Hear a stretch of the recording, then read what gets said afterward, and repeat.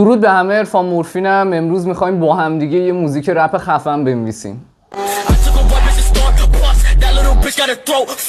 یکی از مشکلاتی که من دارم و فکر میکنم خیلی‌ها درگیرش باشن اینه که به یه سنی میرسی که خانواده و جامعه، مخصوصا خانواده، حالا ازت انتظار دارن که تو یا درس خونده باشی یا یه کاری رو بلد باشی یا تو یه حرفه‌ای فعالیت کرده باشی یا فعالیت بکنی و وقتی که هیچ کدوم از این کارا رو انجام نداده باشی خب یه حس شرم و اضافه بودن و بیکار بودن بهت دست میده وقتی که نه کاری بلد باشی نه به اون صورت درس خونده باشی. من میخوام این حسمو امروز تبدیل به شعر رپ کنم. بیتی که برای این کار انتخاب کردم یه بیت GID تایپه که الان براتون پلیش میکنم. بعضی وقتا فقط باید بیتو گوش کنیم و فلو رایمی که باحاله و میاد تو ذهنمون رو فقط بیان کنیم. ترسناکه واقعا، سرمایه دارم، پروانه ها رفت. فکر میکنم رایم باحالی باشه و با همین میتونیم لیریکسمون رو شروع کنیم. ترسناکه واقعا. چه چیزی برای من ترسناکه؟ میتونه آینده مثلا ترسناک باشه. چرا؟ چون نه کاری رو بلدم، نه درس خوندم به اون صورت، نه حرفه‌ای رو بلدم. مسلما آینده برام یکم مبهمه. با خودم میگم مثلا تا چند سال آینده چه اتفاقی میتونه برام بیفته. آینده ترسناکه واقعا. حالا میریم رایم بعدی بود سرمایه دارم، نه سرمایه دارم یعنی سرمایه ندارم. یه کاری رو باید قبلش بگم، یعنی نه فلان چیزو بلدم نه سرمایه دارم. و اینجا مخاطب از خودش میپرسه چرا؟ یعنی من اومدم گفتم که آینده ترسناکه واقعا. خب مخاطب میگه چرا برای ترسناکه؟ چون نه مثلا حرفه‌ای رو بلدم نه سرمایه دارم.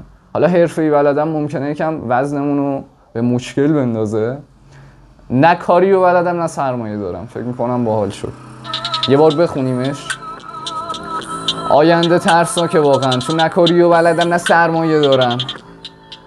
اوکی، من یه لیست رایم میخوام بنویسم، در واقع کلماتی که با ترسناکه واقعا و سرمایه دارم و اینها هم رایم باشن مینویسم و برمیگردم.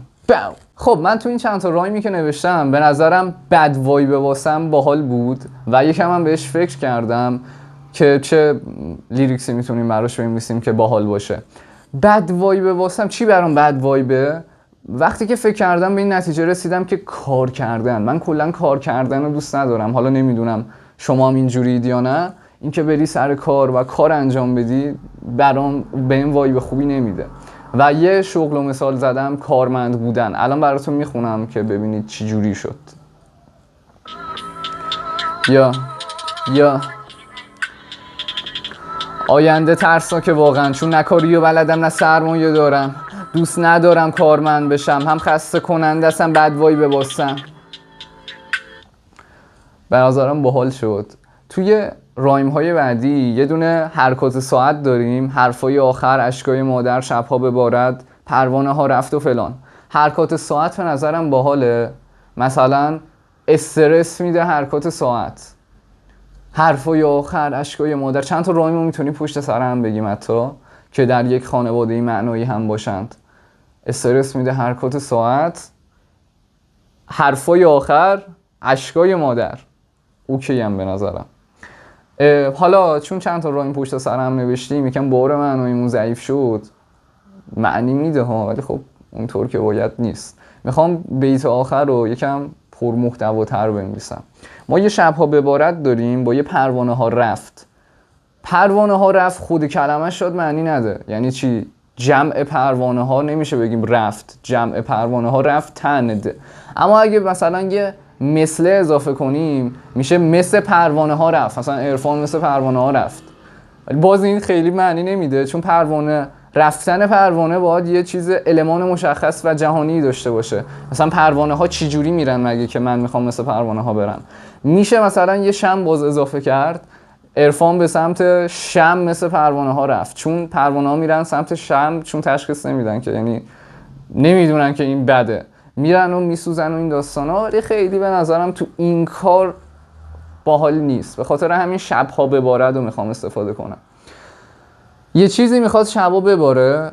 از چی میباره؟ از ابر میباره. هر چی که میخواد بباره، حالا بارونه یا هر چی که هست، برف، تگرگه. ابر، کلمه ابر سرخ اومد تو ذهنم. ابری که قرمز باشه یه جورایی خونیه انگار و میتونه ازش خون بباره یا چیزای بد یا غم ازش بباره. غم فکر میکنم باحال باشه. مثلا اینو میرم بهش فکر میکنم برمیگردم. خب بچه ها من برگشتم. چیزی که به نتیجه رسیدم اینه که اومد رعد از ابرهای سرخ. حالا رعد عادی نه، چون ابر عادی نیست، ابر سرخه که یه نماد یک چیز غمناکه برای ما. اومد رعد سرنوشت از ابرهای سرخ تا باز بارون غم به ما شبها ببارد. بارون غم از ابرهای سرخی میاد که اون ابرها رعد سرنوشت رو زده. یعنی سرنوشت ما غمگینه که این بارون غم ازش میباره. پشمام. یه بار براتون میخونم. میخواین از اول تا آخر؟ نه بذارید همین پترن رو بخونم که خسته نشید. یا استرس میده حرکات آخر، حرفای نه اشتباه گفتم، از اول. یا استرس میده حرکات ساعت، حرفای آخر، اشکای مادر، اومد رعد سرنوشت از ابرهای سرخ تا باز بارون غم به ما شبها ببارد. اینجا باید فلومون رو عوض کنیم. تنها کاری که بلدم رپ خوندنه. یعنی باید سرعت خوندنمون رو یکم تندتر کنیم. لحنمون هم مسلما باید تغییر بدیم که لحن منظورمون تون صداه که مخاطب خسته نشه. حالا این تغییر فلوش خیلی مهمه. تنها کاری که بلدم رپ خوندنه. چرا تنها کاری که بلدم رپ خوندنه؟ چون پیش مثلا خانواده‌ام، پیش بابام خجالت میکشم، مخصوصا پیش بابام. واقعا این فکت توی زندگیم که هیچ کاری رو بلد نیستم و فقط بلدم آهنگ بخونم که اونم خیلی به نظر بابام به درد نمیخوره. البته اصلا بابام نمیدونه که من موزیک کار میکنم. این به نظرم اوکیه. تنها کاری که بلدم رپ خوندنه، چون خوندنه. واسه همین تنها کاری که بلدم رپ خوندنه. واسه همین خجالت میکشم همش پیش بابام میشه رایممون. پیش بابام چیپ کارامو که دیگه بیشترین معنی رو میده. چرا حالا میتونیم کلا بگیم چرا از رپ خوندن پیش بابام خجالت میکشم؟ بعد دلیلشو بگیم. چون که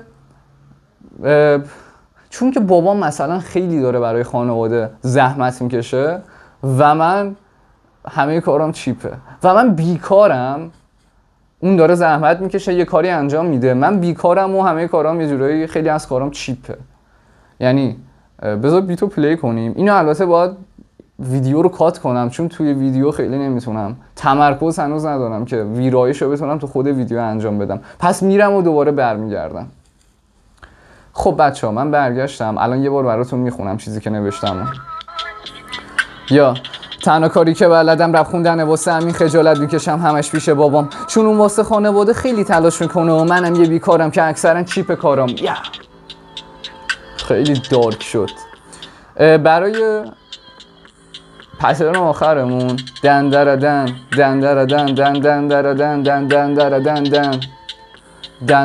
مثلا رپ با من افکارم است درجا زدم. افکارم هست. خب افکارم، این مسائل میتونم بگم توی افکارم هست، این چیزا توی افکارم هست. چند ساله که درجا زدم، شرم‌آورم. این چیزا توی افکارم هست، حس میکنم شرم‌آورم. پشم. افکارم هست، شرم‌آورم. اوکیه؟ این چیزا توی افکارم هست، حس میکنم شرم‌آورم. همه پیشرفت میکنن، من چند ساله فقط درجا زدم. ببینیم اوکیه؟ یا این چیزا توی افکارم هست، حس میکنم شرم‌آورم. همه پیشرفت میکنن، من چند سال فقط درجا زدم. اوکی. امیدوارم که تونسته باشم اون حسی که میخوامو به مخاطب برسونم. یه نکته میخواستم بگم که چرا چند تا رایمو پشت سر هم چیدم. بچه‌ها یه چیزی که هست اینه که من قبول کردم که الان در این نقطه‌ام.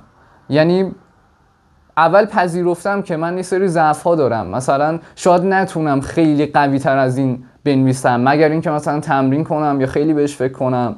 و میخوام بگم که پذیرفتم که در این پله هستم و به نظرم آدم اول باید بپذیره که ضعف داره و کجا ایستاده و نسبت به اونجایی که ایستاده و ضعف‌هایی که داره تلاش کنه تا خودش رو تقویت کنه.